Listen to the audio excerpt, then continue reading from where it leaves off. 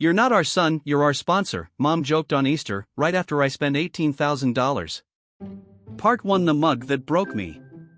I don't remember what color the mug was. Just that it was heavy in my hand.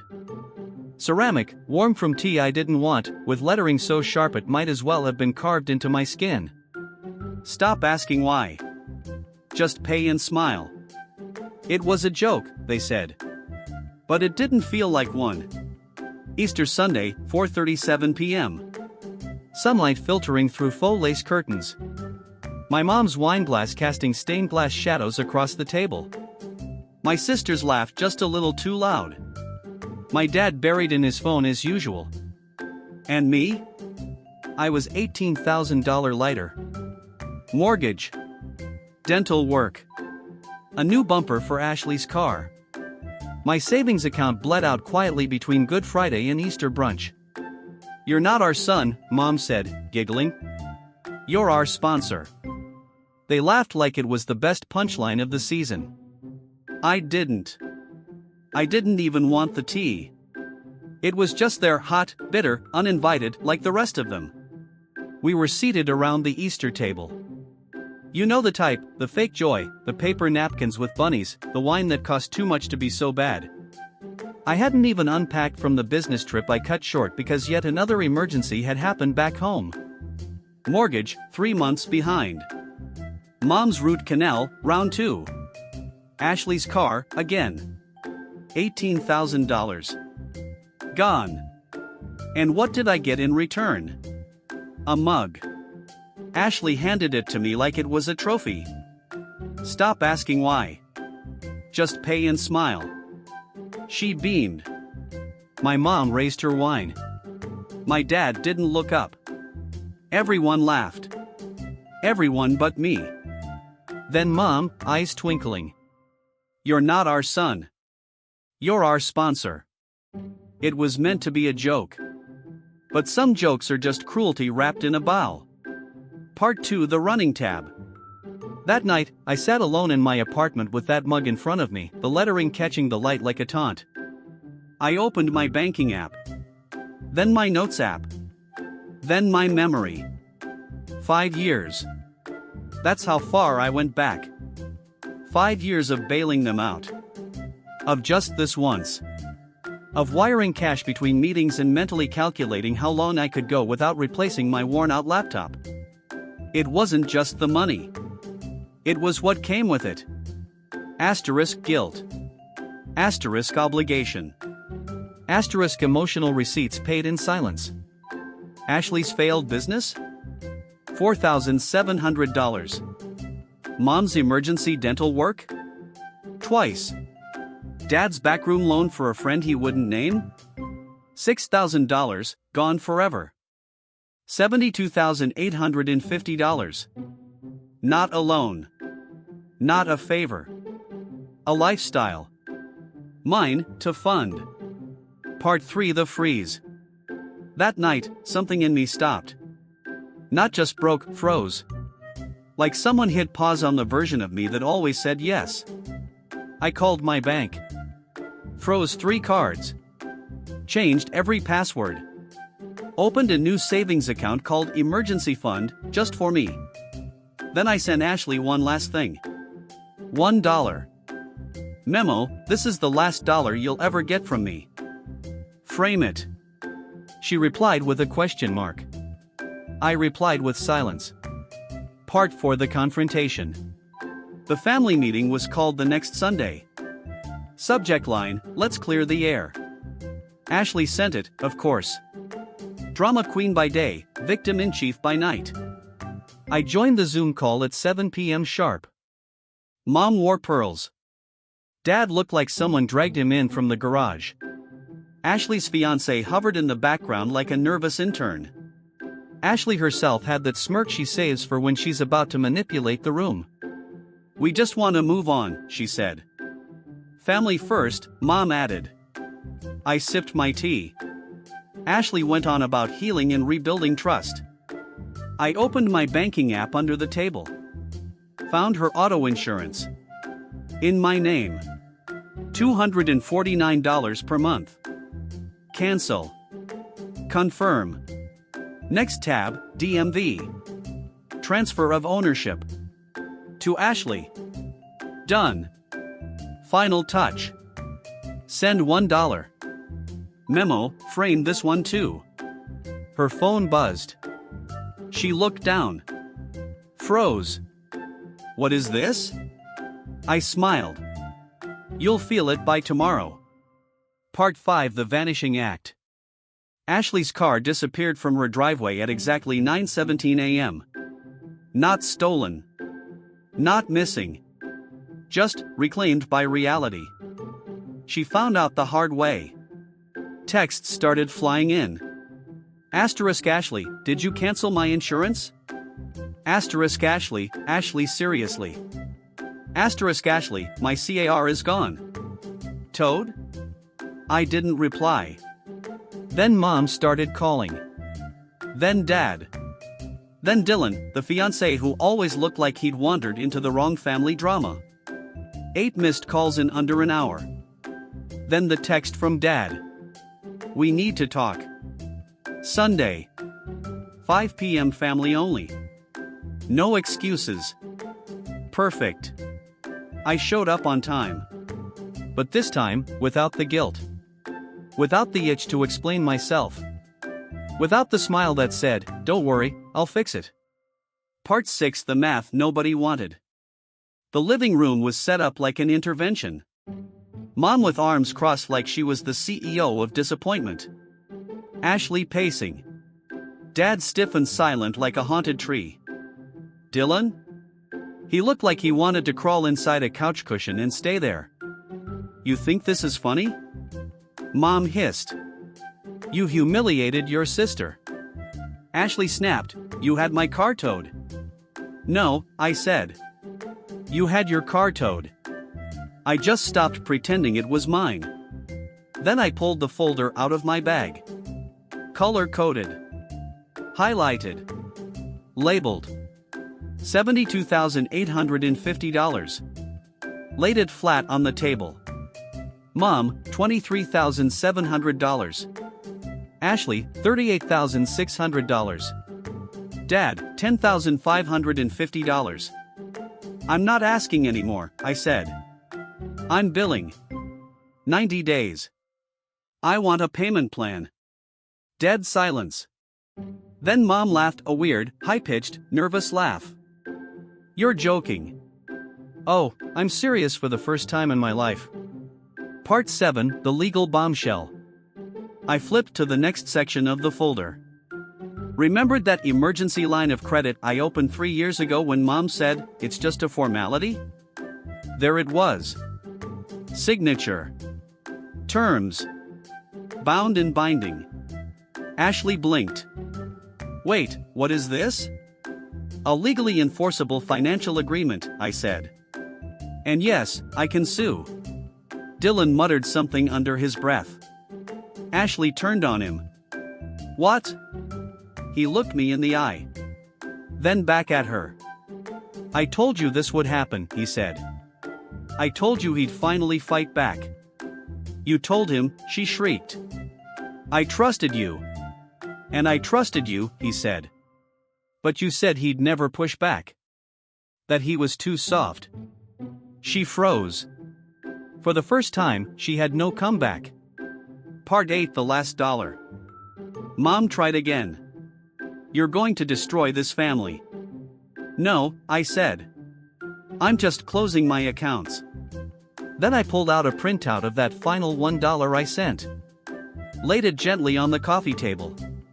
Transaction note: this is the last dollar you'll ever get from me. If you think that's betrayal, I said, walking toward the door. Then you have no idea what losing me actually means. And then I left. No slammed doors. No final zinger. Just the click of my shoes and the weight of a silence they didn't know how to fill. Part 9: The Ghost Detox. No one called. Not for days. Not for weeks. No guilt-tripping texts. No sad face emojis. No surprise visits. It was bliss. I started noticing things I hadn't felt in years. Asterisk my shoulders stopped hurting. Asterisk my bank account stopped bleeding. Asterisk I could actually hear silence again, and it didn't scare me. I went back to the gym. Started meal prepping again. Made playlists that weren't background noise for breakdowns. I wasn't cold. I wasn't heartless. I was just free. Part 10: The Snake and the Text. 3 days after the showdown, I was at the grocery store debating oat milk brands. It was quiet. Peaceful. My kind of normal. Then my phone buzzed. Ashley. Just so you know, Mom's blood pressure spiked. She says it's because of the stress you caused. Ah. There it was. The pattern. Emotional bait, dressed like concern. The snake had reared its head. But this time, I didn't flinch. I didn't overthink. I didn't spiral. I typed 2 words. Me, blocked. And I meant it. Part 11: The sponsor is out of service. 2 days later, my building's front desk buzzed. Sir, your mother is here. She says it's an emergency. I didn't ask what kind. I just said, tell her the sponsor is out of service. Click. The wildest part? It felt good. Not petty. Not cruel. Liberating. I slept better that night. Didn't check my phone once. I woke up to birds instead of bank notifications. I stretched. Made pancakes. Played music I liked. Just because. Part 12: The Unlikely Confession. Then came Dylan. Not a text from my family. Not a meme from Ashley. Not a fake apology from Mom. Dylan. I know this is weird, but can we talk? I hesitated. Thought maybe he was bait. Or worse, an emissary. But curiosity won. Talk. No favors. No guilt. Just talk. That's all I want, he replied. Part 13: Dylan breaks the code. We met at a coffee shop. Neutral ground. No history. No ghosts. He looked like he hadn't slept in days. I'm not here to defend Ashley, he started. Good, I said. Because I wouldn't listen. I'm here because I think I'm done too. That got my attention. I watched her lie to your face, he said. And your parents let her. I kept thinking they'd come around. They didn't. She's talking about suing you now. Emotional distress. I blinked. You're serious? He nodded. I told her it won't work. But she just wants to punish you. And you? I asked. I'm done financing delusion, he said. I've already spoken to a lawyer. I'm filing for separation. We sat in silence for a long time. Then he handed me an envelope. Inside? A check. $1,000. It's not much, he said. But it's from me. Not them. Because you deserve to know someone saw you. Part 14: Paid with Sincerity. That night, I opened my laptop. Pulled up the spreadsheet I'd labeled family debt. Next to Dylan's name, I typed. Paid $1,000 with sincerity. Then I renamed the file. Closure in progress. I poured a glass of wine. The expensive kind. The kind I used to save for holidays that weren't ever really holidays. And I drank it alone. Not lonely. Free. Part 15: The Mug That Returned. Exactly 90 days after the confrontation, I got a bank notification. $1 deposit from Mom. Memo. Thought you'd want the mug framed properly. I stared. Was it bait? An apology? Then another. $1 from Dad. Memo. Interest. I'm told I owe you more. Then 30 minutes later. $2.50 from Ashley. No message. Petty? Yes. Symbolic? Also yes. But for the first time in their lives, they were sending money the other way. Part 16, the bigger surprise. That night, as I sat on my balcony watching the city lights, another notification. $3,000 deposit from Ashley. No message. No memo. It was real. I laughed. Not out of spite. Out of realization. They were scared. Scared I meant what I said. Scared I wasn't bluffing. Scared I'd never be their sponsor again. And they were right. Part 17, rebuilt from ash. I took a screenshot. Filed it in the same folder. Then I renamed that folder again. Closure confirmed.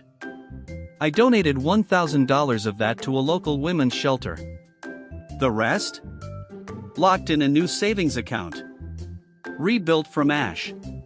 Because that's what this was. Not revenge. Not punishment. Reclamation. Of my time. My peace. My identity. Part 18, a life that's mine. I moved out of state. New job. Better pay. No baggage. New apartment. No ghosts in the corners. Just plants, light, and playlists that didn't remind me of trauma. I joined a boxing gym. Not to fight. Just to remember I could. I made new friends. Ones who didn't text me only when they needed something. I even started dating again. She asked me, "What do you need today?" Not, "Can you help, just this once?"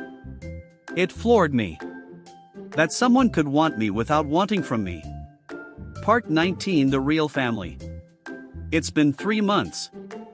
No calls. No emails. No drama. I heard Ashley's been taking time to heal. Which I assume means finding a new person to fund her lifestyle. I don't care. Because when I said I'm done, I didn't mean I'm mad. I meant finished. Like a chapter closed. Like a door bolted from the inside. I stopped being a sponsor. I started being a man with a future. Underscore underscore underscore underscore underscore underscore underscore underscore underscore underscore underscore underscore underscore underscore underscore underscore. Part 20, what family should feel like. Tonight, I cooked dinner for no one but myself. No guilt. No noise. I sat in my new apartment. Surrounded by the hum of my own peace. And I whispered to no one. This is what family should feel like.